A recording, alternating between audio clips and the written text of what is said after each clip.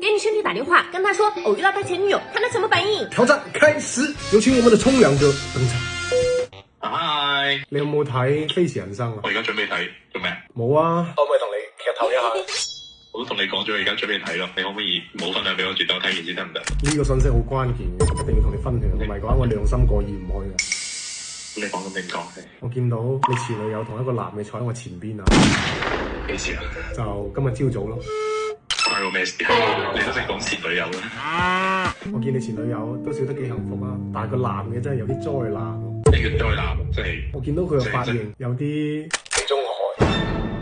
咁佢揀噶嘛，我都冇辦法，我祝佢幸福咯，咪可以點啊？而且睇上去年紀都唔細，可能有50-60左右。你同我講劇情，你同我講八卦啫，我只可以祝福佢，我真係又衷心咁祝福佢，真係希望佢覺得幸福。人哋揾50-60歲，你都祝福佢，你有啲惡毒喎。佢揀，因為人哋中意咧，係咪先？咁你呢啲我左右唔到，咁人哋又喺埋咗一齊，咁唔通叫人哋分咩？係咪先？但係我今日睇完電影之後，佢認出咗我，然後佢過嚟同我傾咗兩句啊。佢講咗咩？佢話想揾你幫忙。唔知咧，神兩兄弟揾你得㗎啦，唔使揾我嘅。你講㗎嘛，我嘅就係你嘅。但係我當時睇佢真係好焦急咁同我講話有嘢同你商量。佢冇話俾你聽咩事啊？我一開始我都咁樣問佢咧，佢又唔願意同我講。咁即係意思淨係可以同我講係咪？係啊。咁都係好啦，分咗手啦，而且你有男朋友，費事啦，真係。可能佢遇到啲經濟困難。我上次咪借咗400九俾你咩？你借啲俾佢真係咁。你都借咗俾我就係我㗎啦，仲要我借俾佢啊？即係而家分得咁清嘅，即係我借過俾你，你可以借翻俾人哋。但係呢件事佢話一定要你出面先可以解決到啊！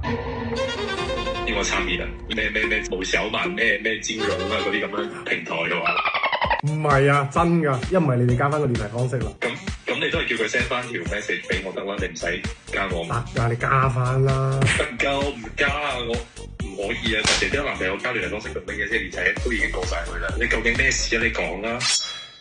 佢話想問你借個愛奇藝會員啊。你老好彩你咁大真係兜咁大個圈，係你想借啫係嘛？我真係煩死你！借俾你，唉真係實在唔得。你俾個 number 我幫你充埋入免費會員過嚟，住你乖啦，好冇？你去睇電影啦，你去睇你想睇嘅嘢，我教下你 please，let me go please。好啊，多謝老細，多謝老細。唉，我真係激死啊！真係服晒你啊！